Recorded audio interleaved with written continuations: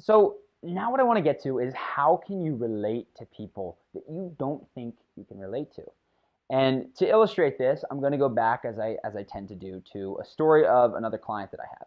And I love using client stories because they help me, honestly, they help me learn what they need to know. A lot of this, when I went through it the first time, I didn't have a list of things. And honestly, I discovered a lot of this implicitly through trial and error and never put words to it.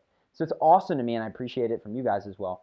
Give me your questions. I treat them like gold. They help me become a better teacher and spread this stuff to more people. So, anyways, this guy's question, he's out with someone who he really likes. Happens to be a guy that is connected, can help him with his career, can help him with his social life, just someone that he would like to have a tighter relationship with.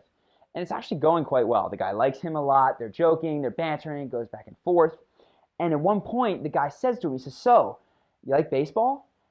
And my client is like, because he does not like baseball. Like, he doesn't know the first thing. He used to play, used to be crazy about it, he says, but honestly hasn't followed for 5 or 10 years. And in his mind, he's racing. He wants to say yes, he wants to, and he's just like, crap, I'm going to disappoint this guy. He says, no, not really. Like, I'm not a big baseball fan. And the guy goes, oh, and then sucks the wind out of the conversation, right? So his question to me was, how do I deal with that? Like, how do I like baseball for this guy and be able to continue the conversation? And my answer is, look, to relate to someone, you don't have to have their life story or their hobbies or anything, right? What you have is to just go to a level deeper, right? So, and again, this is going back to the idea of searching your brain. Whatever you have to say is okay. You don't need to relate to people when someone says, do you like baseball or beer or this, or did you hear about this story? You don't have to actually know that specific information. What you can do is peel the onion, go down a layer, whatever you want your metaphor to be, and connect on a deeper level. So I asked him, I was like, so do you like sports? He said, yeah, I like this. I was like, did you ever play baseball? He said, actually, when I was a kid, I used to go to every single game. I'd like sneak out of school to show up at these baseball games near my house. I said, hold on, you can say that. If you want to relate to this guy and you know that he likes baseball, match his energy. Don't worry about the fact that you nowadays don't like context.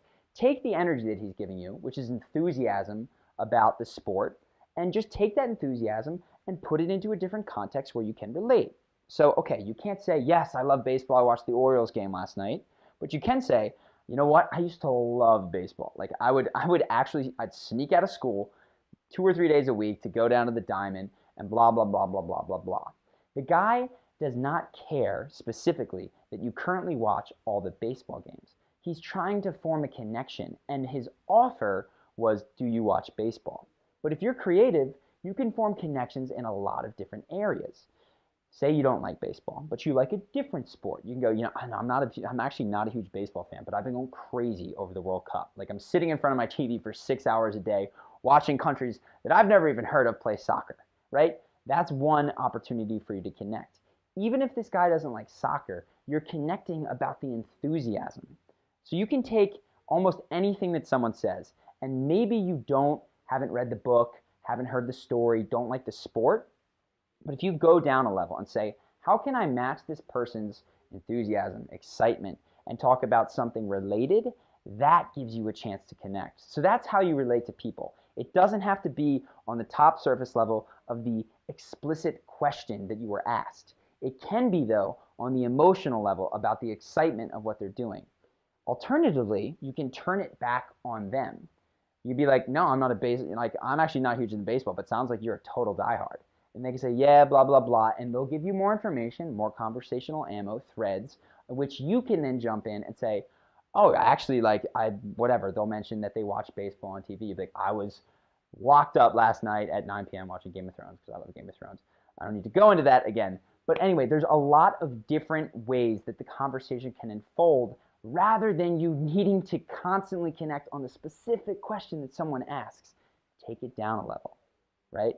Connect over emotions, enthusiasm, that sort of thing. That is how you can relate to anyone.